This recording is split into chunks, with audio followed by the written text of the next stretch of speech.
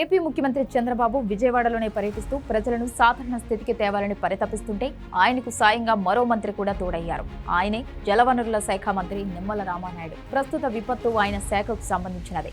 నిజానికి ఉదయం నుంచి రాత్రి పోయే వరకు పనిచేసి అర్ధరాత్రికి విశ్రాంతి తీసుకోవచ్చు. కానీ నిమ్మల రామానాయుడు మాత్రం అర్ధరాత్రి సైతం క్షేత్రస్థాయిలోనే గడుపుతున్నారు. ముఖ్యమంత్రి చంద్రబాబు స్ఫూర్తితో రాత్రి పగలు అనే తేడా లేకుండా వరద నియంత్రణ చర్యలను పర్యవేక్షిస్తున్నారు.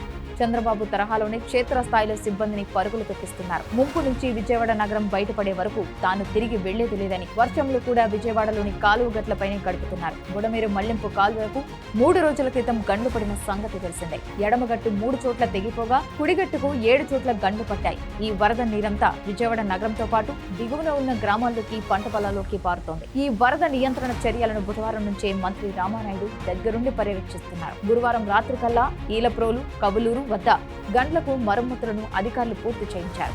తర్వాత రాయనపాడు నుంచి సింగనగర్ వైపు వరద పోటెత్తగా ఆ ప్రాంతంలోని 3 భారీ గండ్లను పూడ్చే పనులు ఇప్పుడు చేస్తున్నారు. ఆ పనులను కూడా మంత్రి నిమ్మల రామానాయుడు దగ్గరుండి చేయిస్తున్నారు. అక్కడికి వెళ్లేందుకు నీళ్లు, బురద బాగా ఉన్నా కూడా వాహనాలు వెళ్లే పరిస్థితి లేకపోయినా నడిచి వెళ్లి మరీ పరిశీలిస్తున్నారు. తిండి తిప్పలు పట్టించుకోకుండా, వాన పడుతున్నా చీకట్లు ఉన్నా పట్టించుకోకుండా మంత్రి రామానాయుడు మాత్రం బుడమేరు కాలువగట్ల నుంచి వెళ్లడం లేదు. అక్కడికే భోజనం తెప్పించుకొని పర్యవేక్షిస్తూ పనులు పూర్తి చేస్తున్నారు. సీఎం చంద్రబాబు విజయవాడలో అధికారులతో సమీక్షిస్తుంటే ఈయన క్షేత్రస్థాయిలో పనులను చూసుకుంటున్నారు. స్థానిక ఎమ్మెల్యే వసంతకృష్ణ ప్రసాద్, మాజీ మంత్రి దేవినేని ఉమా కూడా నిమ్మల వెంట ఉంటున్నారు.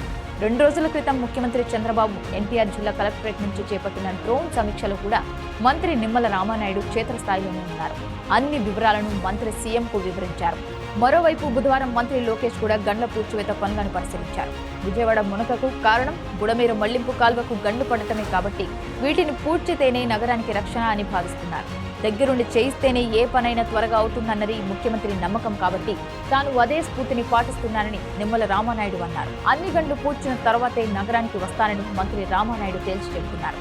మంత్రి రామానాయుడు పనితనాన్ని చూసిన స్థానికులు సైతం ఆయన నిబద్ధత పట్ల హర్షం వ్యక్తం చేస్తున్నారు.